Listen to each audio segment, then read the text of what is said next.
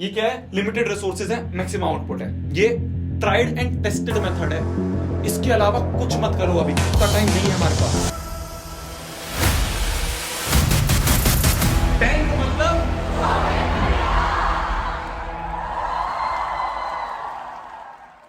Hello everyone, this is शोभित तिरवान। आज की इस वीडियो में हम बात करने वाले हैं एक बहुत ही इंपॉर्टेंट टॉपिक के बारे में। अगर आप एक ऐसे बच्चे हो जो इस समय मैथ्स को देख के बहुत डर रहा है कि भैया मेरे से तो सवाल हो ही नहीं पा रहा, मेरा तो दिमाग ही ब्लैंक हो जाता है, भैया मेरा तो सिलेबस बहुत सारा बचा है। अगर आप एक ऐसे बच्चे हो जो इस समय चाहते हैं कि उसको एक गाइडेंस मिल जाए, एक स्ट्रेटेजी मिल जाए कि कैसे भैया मैं मैथ्स में शुरू से लेकर एंड तक पूरा सिलेबस निपटा सकता हूं, अच्छा स्कोर कर सकता हूं, तो ये वीडियो आपके लिए बनी है।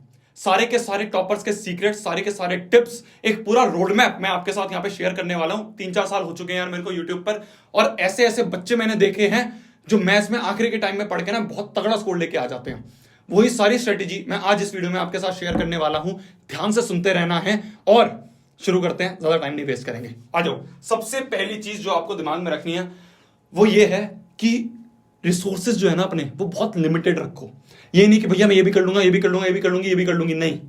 बहुत लिमिटेड रिसोर्सेज अगर आप रखोगे ना तो आपका आउटपुट जो है वो बहुत अच्छा आएगा। मैक्सिमम आउटपुट आप ला पाओगे, अच्छा स्कोर आप लेके आ पाओगे।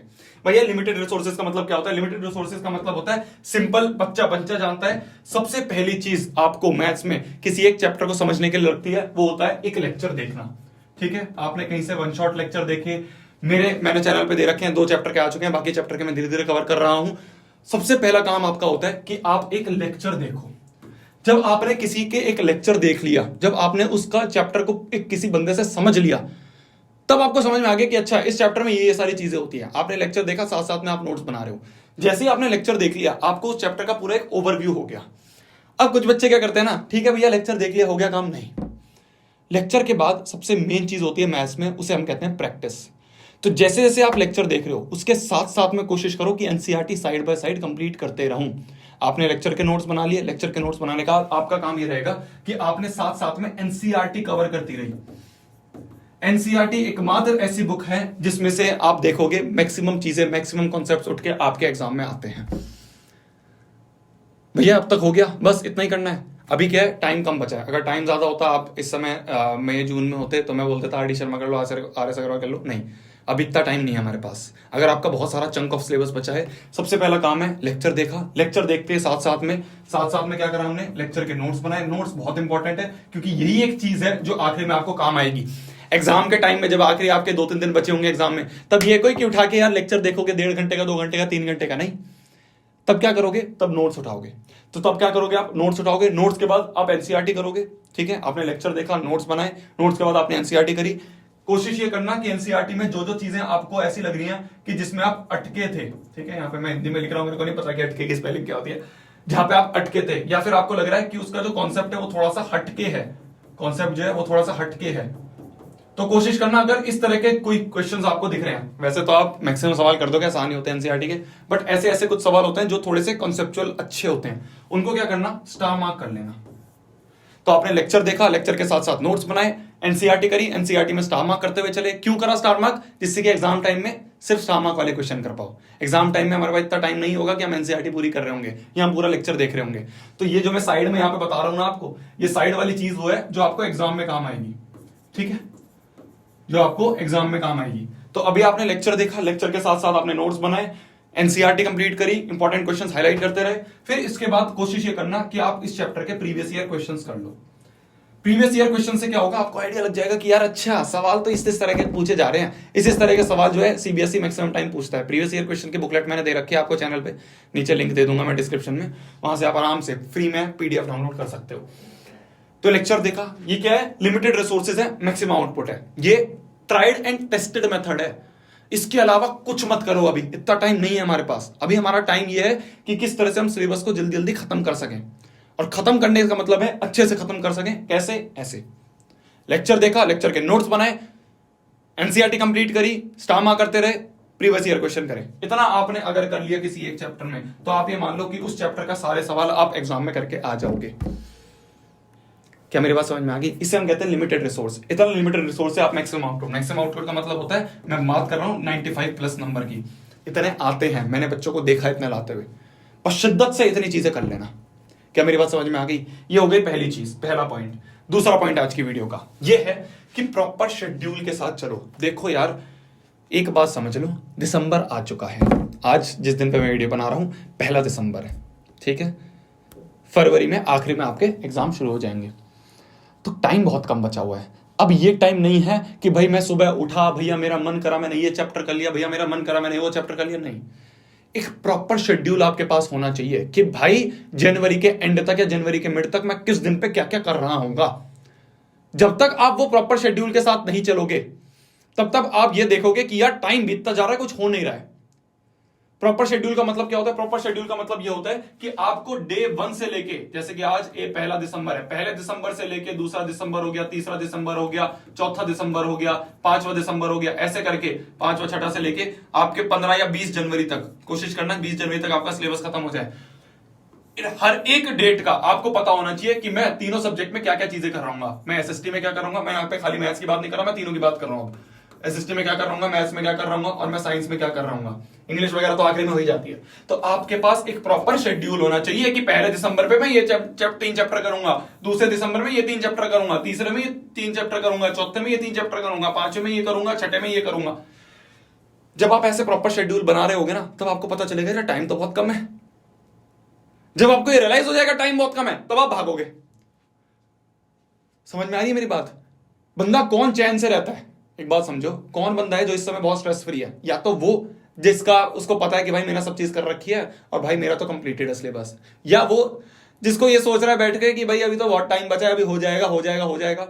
जब कोई बंदा ये बना लेगा ना, एक एक प्रॉपर शेड्यूल बना लेगा कि इस दिन पे ये चीज होनी है, तब उसको रियलाइज होगा यार टाइम तो बहुत कम बचा है, अब टाइम तो बहुत कम बचा है।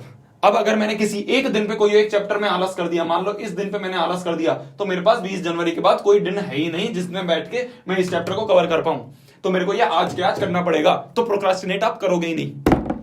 ये होता है शेड्यूल की पावर। क्या मेरी बात समझ में आ रही है? इसलिए एक प्रॉपर शेड्यूल बनाना बहुत ज्यादा जरूरी है। प्रॉपर शेड्यूल के साथ आप पढ़ोगे तो आपको पता चलेगा कि हाँ यार मेरा क्या क्या कवर होता जा रहा है, कॉन्फिडेंस बनेगा प्रॉपर शेड्यूल बनाने से। यही चीज हम जो लोग हैं वो फॉलो करेंगे अपने उस ऐप बैच में।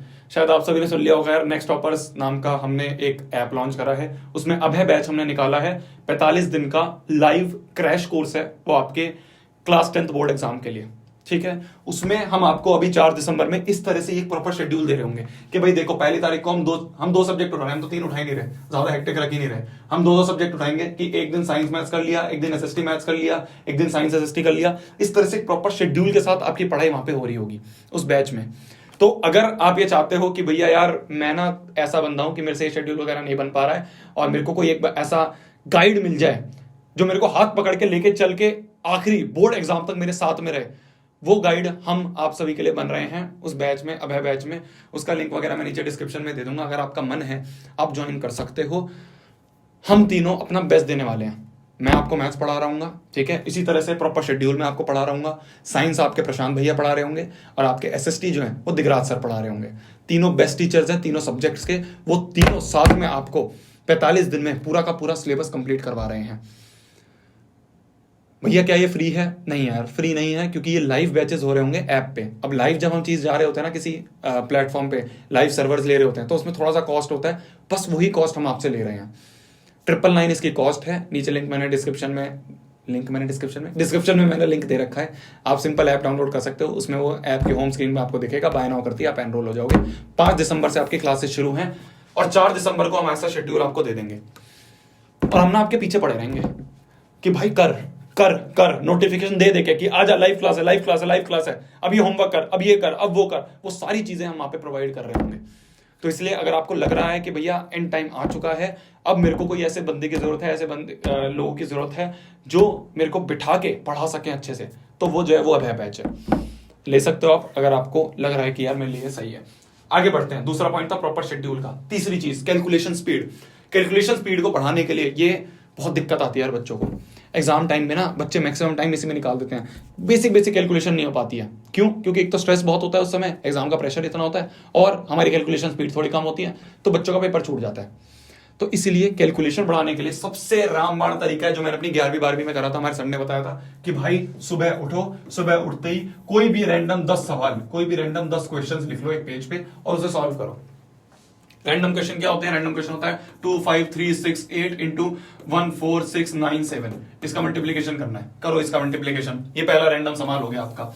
दूसरा रैंडम सवाल कि भाई 2904331, इसको हमें डिवाइड करना है 4328 से। ठीक है, करो रैंडम सवाल, करो बड़े बड़े सवाल लो और उसको करो। 10 क्वेश्चन लिए, सुबह उठ के करें। इससे क्या होगा? आपकी कैलकुलेशन स्पीड बढ़ेगी। आपको पहले दिन कष्ट होगा, दूसरे दिन कष्ट होगा, तीसरे दिन कष्ट होगा, चौथे दिन कष्ट होगा, पांचवें दिन आपको लगेगा कि हाँ यार स्पीड बढ़ रही है, तो आपको कॉन्फिडेंस आएगा। छठे दिन आप देखोगे हाँ यार स्पीड बढ़ रही है, मेरे को समझ में आ रहा है पैटर्न कैसे होता है, मेरे को समझ में आ रहा है कैलकुलेशन कैसे बढ़ रही है। तो जैसे जैसे आपको कॉन्फिडेंस बढ़ता रहेगा, आपकी कैलकुलेशन स्पीड बढ़ती रहेगी। आपका जो अभय बैच है उसमें कैलकुलेशन स्पीड बनाने के लिए मैं ड्रिल्स करवाया करूंगा। ठीक है, मैथ्स में, क्योंकि मैथ्स में पढ़ा रहूंगा, तो मैंने सोच रखा है कि आपके ड्रिल्स रखवाएंगे हम हर क्लास के बाद में, या पहले, या तो शुरू में या फिर एंड में मैं कैलकुलेशन की ड्रिल्स लगवाया करूंगा कि चलो अब करो, आपके पास 10 सेकंड है, आपके पास 20 सेकंड है, आपके पास 15 सेकंड है, ये सवाल करके देना है। तो जब वो ड्रिल्स लगेंगी ना आपकी, तब आप भागोगे, तब आपको लगेगा कि हाँ यार कैलकुलेशन बढ़ानी है, कैलकुलेशन बढ़ानी है। तो यही मैं आपको कहना चाह रहा था कि उस बैच में हम देंगे। अगर आप नहीं भी ले रहे हो कोई बात नहीं यार, मतलब ऐसा कोई प्रेशर नहीं है। बिल्कुल मैं आपको बड़े भाई की तरह समझा रहा हूँ। ये कोई नहीं है कि मैं प्रेशर दे रहा हूँ या हम में से दिगराज सर या प्रशांत भाई को प्रेशर दे रहे हैं, बिल्कुल नहीं यार। ये एक एड ऑन है। यूट्यूब पे लेक्चर्स आते रहेंगे, मेरे भी, प्रशांत भाई के भी, दिगराज सर के भी लेक्चर्स आते रहेंगे, पर वो जो चीज़ है वो वहाँ पे लाइव पढ़ाया जाएगा। यहाँ पे हम अपने लेक्चर्स नहीं रोकेंगे, वीडियोस नहीं रोकेंगे, ये हमारी गारंटी है। यहाँ पे भी आपका हर चीज़ कवर करवाई जाएगी, वहाँ पे प्रॉपर शेड्यूल के साथ करवाई जाएगी। यूट्यूब पे क्या होता है, प्रॉपर शेड्यूल नहीं बन पाता है ना, एक प्रॉपर ऐसे एक के बाद एक, एक के बाद एक, एक के बाद एक, वो हम बार बार आपको पकड़ के खींच नहीं पाएंगे, आपके होमवर्क नहीं चेक कर पाएंगे। वहाँ पे वो सारी चीज़ें हो पाती हैं, तो इसलिए हमने वो लॉन्च करा है कैलकुलेशन के लिए। सुबह 10 सवाल उठाओ और उनको करो। 10 सवाल जब आप करोगे तो आपको लगेगा कि हाँ यार भैया अब मजा आ रहा है, अब कैलकुलेशन की स्पीड बढ़ रही है। कोई भी रैंडम सवाल उठाना, सुबह उठते ही लिख के शुरू कर दो, ये होता है। अगला जो पॉइंट आपको दिमाग रखना है वो ये है कि आपको एनालाइज करना है कि आपके हाफ ईयरली में और प्री बोर्ड्स में कौन कौन से ऐसे टॉपिक्स थे। मैं ये नहीं कह रहा कौन कौन से चैप्टर्स थे, फोकस करना टॉपिक्स पे, क्योंकि क्वाड्रेटिक इक्वेशन आपको पूरी कोई वीक है, शायद आपको सम ऑफ फ्रूट्स वाला क्वेश्चन नहीं आता हो, शायद आपको प्रोडक्ट ऑफ फ्रूट्स नहीं आता हो। समझ रहे हो मेरी बात को? क्या पता आपको ट्रिग्नोमेट्री में सिर्फ आखिरी के जो एक्सरसाइज है उनके 3 फॉर्मूले में दिक्कत आती हो, तो वो टॉपिक्स निकालो। वो टॉपिक्स कैसे पता चलेंगे? हाफ ईयरली का पेपर एनालाइज करो, प्री बोर्ड्स का पेपर एनालाइज करो अपना। आपके कोई ट्यूशन में टेस्ट वगैरह होते हैं, आपने कोई टेस्ट सीरीज ले रखी है, वहां पे जितने भी टेस्ट आपके होते हैं, सैंपल पेपर आप करते हो, वो सारी चीज एनालाइज करो। जब आप अपने वीक टॉपिक्स पे फोकस करोगे, क्योंकि जो आते हैं जो अच्छे हैं वो तो होते ही रहेंगे, जब आप वीक टॉपिक्स पे फोकस करोगे और उनको अच्छा कर लोगे तो आप भागते रहोगे, तो अब आपके बहुत अच्छे नंबर आएंगे। तो इसलिए एनालाइज करना बहुत इंपॉर्टेंट है। बच्चे क्या करते हैं, टेस्ट दे दिया, सैंपल पेपर दे दिया, हाफ ईयरली दे दिया, पीड बोर्ड दे दिया, छोड़ दिया कि देखे आगे हो गया। नहीं, सबसे मेन चीजों से एनालाइज करना। कोई भी पेपर दे रहे हो, जब तक उस पेपर को आप एनालाइज नहीं कर रहे हो, उस पेपर का देना कुछ काम का नहीं है, सब फालतू है, जब तक आप उसे एनालाइज नहीं कर रहे हो। एनालाइज करो, देखो कौन सा टॉपिक वीक है, उन टॉपिक को सामने लिख लो, कोशिश करो कि विद इन 2 डेज उन टॉपिक को मेरे को स्ट्रॉन्ग करना है। कैसे स्ट्रॉन्ग होगा भाई? उसका कोई यूट्यूब पे लेक्चर देख लो, यूट्यूब पे उसका शॉर्ट जो भाई कई बार जो आपको यूट्यूब पे उस सेगमेंट मिल जाता है कि भाई सम ऑफ फ्रूट्स का, प्रोडक्ट ऑफ फ्रूट्स का वो सेगमेंट मिल गया, उसको देखा, देखने के बाद आपने सीख लिया। अब सीखने के बाद उसकी एनसीईआरटी के क्वेश्चंस, आरडी के कुछ क्वेश्चंस निकालो, सिर्फ उस टॉपिक के कर लो, तो आपको वो टॉपिक स्ट्रॉन्ग हो गया। इसे कहते हैं स्मार्ट वर्क, कि जो टॉपिक वीक है उनको स्ट्रॉन्ग करा। कैसे? थोड़ा सा हमने थ्योरी पढ़ ली, थ्योरी किसी से समझ ली, समझने के बाद आपने उसके कुछ 15-20 क्वेश्चन कर लिए, 15-20 क्वेश्चन कुछ एनसीईआरटी के कर लिए, कुछ आरडी के कर लिए, सिर्फ उस टॉपिक के, आपका वो टॉपिक स्ट्रॉन्ग हो गया। बस आप महारत हासिल कर रहे हो धीरे धीरे मैथ्स में। इसे कहते हैं स्ट्रेटेजी मैथ्स को कवर करने की। जो आता है वो तो आता ही रहेगा, जो वीक है उनके 15-20 सवाल करो उठा के किसी एक रिफ्रेशर बुक से, और उसको हम स्ट्रॉन्ग कर लेंगे। क्या मेरी बात समझ में आ रही है? आगे बढ़ते हैं नेक्स्ट पॉइंट पे, जो आपका 5वां पॉइंट है आज की वीडियो का। ये क्या है? ये कुछ नहीं है यार, ऐसे मैंने बड़ा बड़ा लिख दिया। ₹10 का मतलब ये है कि एक 10 रुपए की नोटबुक बना लो। ये मैंने आपको काफ़ी और बता रखा है, इसका बहुत बड़ा यूज़ रहता है, टॉपर्स इसे बहुत यूज़ करते हैं। मैं ये कहूँगा, हाथ जोड़ के कहूँगा, कर लो, ठीक है? मैं आपका बड़ा भाई हूँ यार, मैं आपका भला चाहता हूँ, मैं चाहता हूँ आप सभी ना फोड़ के आओ एग्जाम में। तो वही सारी टिप्स जितने भी मैं टॉपर्स को देता हूँ, जितने भी टॉपर से मिलता हूँ, उन सबकी वही सारी की सारी सीक्रेट स्ट्रेटेजीज वो मैं आपको आपके चैनल पे देता हूँ आके। तो इसलिए कोई एक 10 रुपए की पतली सी नोटबुक ले लो। जैसे ही आपको कोई इंपॉर्टेंट सवाल लग रहा है, मान लो प्री बोर्ड्स में, हाफ ईयरली में, कहीं टेस्ट में, कहीं पे भी सैंपल पेपर कर रहे हो, क्वेश्चन बैंक कर रहे हो, कोई भी इंपॉर्टेंट सवाल दिख रहा है, कोई भी ऐसी चीज दिख रही है जिसमें आप बार बार मिस्टेक करते हो, कोई भी ऐसी कॉन्सेप्ट दिख रहा है जिसमें आप बार बार वीक हो, वो सारे कॉन्सेप्ट आप यहाँ पे इस 10 रुपए की कॉपी में लिखते रहोगे कि भाई ये पॉइंट, ऐसे पॉइंट कर करके लिखते रहोगे, ऐसे पॉइंट कर करके लिखते रहोगे, पॉइंट कर करके लिखते रहोगे। जो भी आपको लग रहा है कि यार मैं ना हमेशा यहाँ पे मिस्टेक करता हूं, लिख दो वैसे ही कि मैं ना यहाँ पे बहुत ज्यादा मिस्टेक करता हूं, लिख दो। इससे क्या होगा कि जब आपका आखिरी का टाइम आएगा, जब आपके मैथ्स के पेपर में 2 दिन बचे होंगे, तब आप इस 10 रुपए की नोटबुक उठाओगे, सारी एक बार रीड करोगे, आपको याद आ जाएगा कि हाँ यार यहाँ फंसता हूँ, यहाँ फंसता हूँ, यहाँ फंसती हूँ, यहाँ फंसती हूँ, यहाँ फंसती हूँ, ये गलत करती हूँ, ये गलत करता हूँ। एक बार आपके सामने सारी गलतियां आ गई, तब एग्जाम के टाइम में जल्दी से नोटबुक को पढ़ के उन गलतियों को रिवाइज करके अच्छा उन पे पकड़ बना के फिर एग्जाम दे के आओगे, एग्जाम में फोड़ के आओगे। ये होती है स्ट्रेटेजीज, ये होते हैं स्मार्ट वर्क। हार्ड वर्क क्या होता है? हार्ड वर्क मैं आपको बताता हूं, बिल्कुल आप रिलेट कर पाओगे क्या होता है हार्ड वर्क। हार्ड वर्क का मतलब होता है एग्जाम के टाइम में 2 दिन बचे हैं, ठीक है, एक बार पहले आपने पढ़ रखा है चैप्टर, आप क्या करोगे, 2 दिन पहले उठाओगे एनसीईआरटी का पहला चैप्टर, पूरी की पूरी एनसीईआरटी सॉल्व करना शुरू करोगे, फिर दूसरा चैप्टर पूरी की पूरी एनसीईआरटी सॉल्व करना शुरू करोगे, तीसरा चैप्टर पूरी की पूरी एनसीईआरटी सॉल्व करना शुरू करोगे। ये हो गया हार्ड वर्क कि आपने पूरी एनसीईआरटी सॉल्व कर रहे हो, पूरे प्रीवियस ईयर क्वेश्चन सॉल्व कर रहे हो, सैंपल पर लगाए जा रहे हो। स्मार्ट वर्क क्या होता है? स्मार्ट वर्क होता है जब आप पढ़ रहे थे, जब आप पढ़ रहे थे तो आपने आइडेंटिफाई कर लिया क्या क्या चीज़ें हैं जिसमें मैं अटकता हूँ या अटकती हूँ, कौन कौन सी चीज़ें हैं जिसमें मैं थोड़ा सा दिक्कत आती है मेरे को करने में, कौन कौन सी चीज़ें जो मैंने स्टार मार्क कर रखी है वो आपने यहाँ पे लिख ली। सिर्फ उनको फोकस कर आखिरी के टाइम पे, क्योंकि जो आता है वो तो आ ही जाएगा, जो नहीं आता उस पर फोकस करके उसको अच्छा कर लिया, उसको एक बार रिवाइज कर लिया, और एग्जाम में आपको पता है कि कहां पे मैं गलती करता हूं वो आपने लिख रखे हैं और आप वो गलती नहीं दोहरा के आ रहे हो। क्या मेरी बात समझ में आ गई? प्री बोर्ड्स वगैरह आपके हाफ ईयरली वगैरह हो रहे हैं, उनको मत छोड़ना, बिल्कुल मत छोड़ना। जितने टेस्ट आप दे रहे हो, जितने ज्यादा टेस्ट सीरीज आप दे सकते हो उतने देना। बोर्ड के एग्जाम में जाने से पहले ना आप ये समझ लो कि आपके हाथ पैर नहीं कांपने चाहिए। वो कब नहीं कांपेंगे? जब आप मैक्सिमम टेस्ट घर पे बैठ के दे दोगे या फिर कहीं टेस्ट सीरीज में दे दोगे या कहीं पे भी दे दोगे। वो हम बैच में भी आपको देंगे टेस्ट सीरीज, हर वीकली हम उस क्या कहते हैं आपके टेस्ट ले रहे होंगे, जो भी आपको पढ़ाया गया होगा वो आपको करने हैं। जितने ज़्यादा आप दे पाओगे उतना ज़्यादा आपको ये ना कॉन्फिडेंस आएगा कि हाँ यार मज़ा आ रहा है करने में, हाँ यार मेरे को अब फील हो रही है, मेरे को ये पता चल रहा है कि हाँ मैं कुछ कर सकता हूँ, हाँ मैं कुछ कर सकती हूँ। जब वो कॉन्फिडेंस आ गया ना, मेन गेम कॉन्फिडेंस का है, कॉन्फिडेंस आ गया बोर्ड एग्जाम में फोड़ के आओगे। हाँ ऐसे कि भैया बहुत बुरा लग रहा है, भैया मेरे को बहुत डर लग रहा है, डर डर के जाओगे तो शायद आता हुआ सवाल भी भूल जाओगे। तो इसलिए कॉन्फिडेंस बिल्ड करने के लिए जितनी प्रैक्टिस दे सकते हो, जितने प्री बोर्ड दे सकते हो, जितनी टेस्ट सीरीज दे सकते हो दो। क्या मेरी बात समझ में आ रही है? तब तक के लिए वही पढ़ना है, फोड़ना है, खैर मचा देना है, आग लगा देनी है। यही था आज की वीडियो के लिए। आई होप आपको सब चीज समझ में आ गई होंगी। अभय बैच जो है वो लाइव है, आप उसमें एनरोल कर सकते हो, नीचे डिस्क्रिप्शन में मैंने लिंक दे रखा है, उससे एनरोल करो, ठीक है। चाहते हो लाइव आके हम क्रैश कोर्स 45 दिन में सारा सिलेबस कवर कर पाए, एसएसटी मैथ्स इंग्लिश साइंस, ये चारों सब्जेक्ट हम वहां पे कवर करवा रहे होंगे, एनरोल कर सकते हो आप। वरना आपकी स्ट्रेटेजीज जो हैं वो मैंने चैनल पे दे दी है, लेक्चर आपके चैनल पे आते रहेंगे, उसकी टेंशन मत लो। वहां पे क्या है, स्ट्रक्चर से रहेगा हर चीज। मिलते हैं अगली किसी वीडियो में, मेरे को बताओ क्या क्या चीज आपको चाहिए। बाय बाय, चलो बाय बाय, पढ़ लो बाय बाय।